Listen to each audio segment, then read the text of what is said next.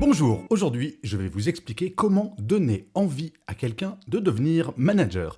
Je suis Gaël Châtelain-Berry, bienvenue sur mon podcast Happy Work, le podcast francophone le plus écouté sur le bien-être au travail. N'hésitez surtout pas à mettre des étoiles si vous êtes sur Apple Podcast, des pouces levés si vous êtes sur YouTube, des commentaires, à partager cet épisode si vous l'avez aimé. C'est très important pour que Happy Work dure encore très longtemps et en plus de vous à moi, ça me fait toujours extrêmement plaisir. Alors, comment donner envie à quelqu'un de devenir manager? J'ai moi-même, avant de devenir un saltimbanque, comme on dit, il y a quelques années, j'ai été manager pendant des années. Et je ne vais pas vous mentir, j'ai adoré ça. Oui, certes, aujourd'hui, je suis conférencier, écrivain, podcasteur, chroniqueur, mais pour autant, ce métier-là de manager, c'est ça qui m'a nourri pendant des années, et je crois que j'étais peut-être un tout petit peu en avance dans ma façon d'aborder le management, façon qui est actuelle aujourd'hui, en fait. Et si je passe autant de temps à parler, à écrire, à partager ma vision du management, c'est justement parce que je pense qu'il y a un grand décalage entre le manager tel qu'on l'imaginait au siècle dernier, donc quand moi j'ai commencé ma carrière, et les exigences des salariés vis-à-vis de leur manager aujourd'hui. Et c'est ce décalage qui fait que, eh oui, le métier de manager n'est plus très en vogue. Il y a des managers de ma génération qui n'ont que le titre de manager, mais n'ont absolument rien de ce qu'attendent leurs équipes en termes de relations humaines, en termes de qualité de manager. Et c'est pour cela, d'ailleurs, qu'une étude de la Ségos a montré que uniquement 21% des jeunes diplômés souhaitent devenir manager. Alors, on peut regarder le verre à moitié vide ou à moitié plein de ce chiffre. On peut se dire 21%, oh là là, mais ça montre à quel point le métier de manager a mauvaise image. Non, on peut regarder aussi l'autre côté du verre et se dire que dans une entreprise, en moyenne, il n'y a que 15% des collaborateurs et collaboratrices qui sont managers. Donc si vous avez 21% d'une classe d'âge qui désire vraiment être manager, eh ben c'est plutôt une bonne nouvelle parce que ça veut dire que tous les autres, les 79 autres pourcents, réalisent qu'ils peuvent très bien faire une très belle carrière sans jamais devenir manager. Au siècle dernier, quand on faisait des études, on nous faisait bien comprendre que pour réussir sa carrière, il fallait devenir manager. Ce n'est plus le cas.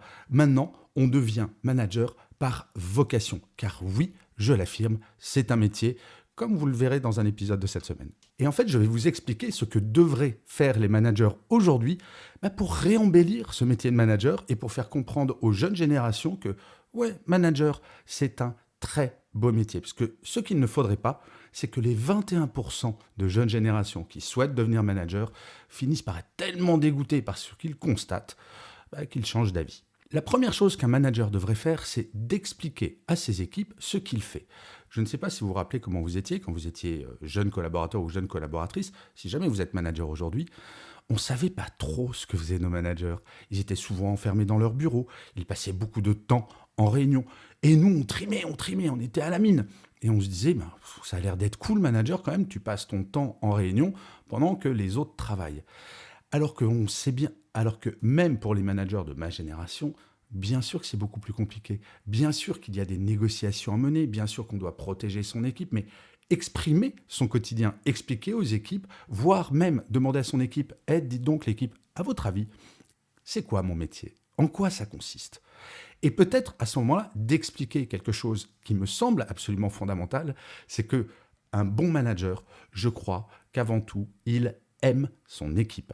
Cela peut sembler stupide à rappeler, mais nous sommes passés d'un management au siècle dernier qui était un management de chiffres, un management d'atteinte d'objectifs, à un management de l'humain. Alors je ne dis pas du tout qu'un manager n'a pas comme mission de faire atteindre des objectifs à son équipe, je dis juste que maintenant, enfin, grâce au mouvement de la grande démission et au mouvement du quiet quitting, une des missions principales du manager, ça va être de faire en sorte que l'équipe se sente bien, qu'elle soit motivée, qu'elle trouve du sens à son travail.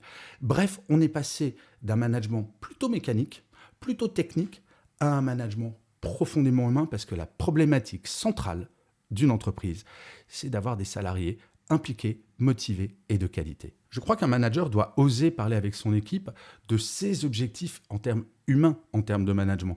Moi, je sais que j'étais un manager qui préférait amener de la bonne humeur dans les équipes parce que, je le rappelle toujours, une équipe ressemble à son manager. Si vous avez un manager qui tire la tronche, qui est négatif en permanence, l'équipe sera exactement la même.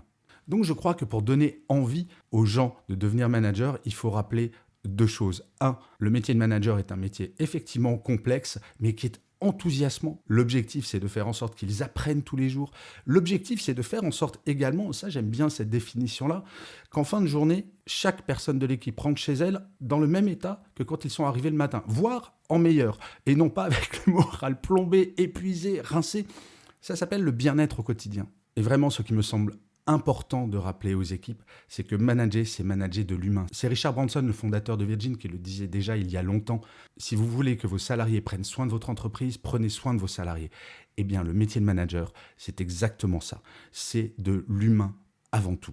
Et si jamais vous êtes manager et que vous expliquez cela de façon assez récurrente avec vos équipes où vous avez des discussions informelles autour de la machine à café, eh bien vous verrez que sur les 21% de jeunes qui souhaiteraient éventuellement devenir manager, eh bien tous et toutes voudront le devenir, voire peut-être un peu plus de personnes. Mais ce que j'ai surtout aimé, moi, quand j'étais manager, et je le partageais avec mes équipes, cet objectif-là, c'était de dire, voilà, moi, ce que j'aimerais bien, c'est qu'un jour, vous venez me voir en disant, je vais démissionner ou je vais changer d'équipe parce que tu m'as appris tout ce que tu pouvais m'apprendre, j'ai fait le tour de mon métier, maintenant, je veux aller au-delà de ça. Mais je vais vous faire une dernière confession. Mon plus grand plaisir quand j'étais manager, c'est quand je changeais moi-même de travail, dans la même entreprise ou dans une autre entreprise.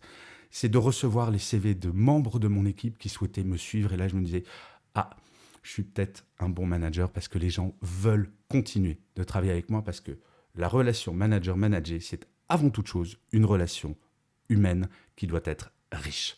Je vous remercie 1000 fois d'avoir écouté cet épisode de Happy Work ou de l'avoir regardé si vous êtes sur YouTube. N'hésitez surtout pas à vous abonner sur votre plateforme préférée. Cela prend 2 secondes et c'est très, très, très important pour que Happy Work dure encore très longtemps. Je vous dis rendez-vous à demain et d'ici là, plus que jamais, prenez soin de vous. Salut les amis.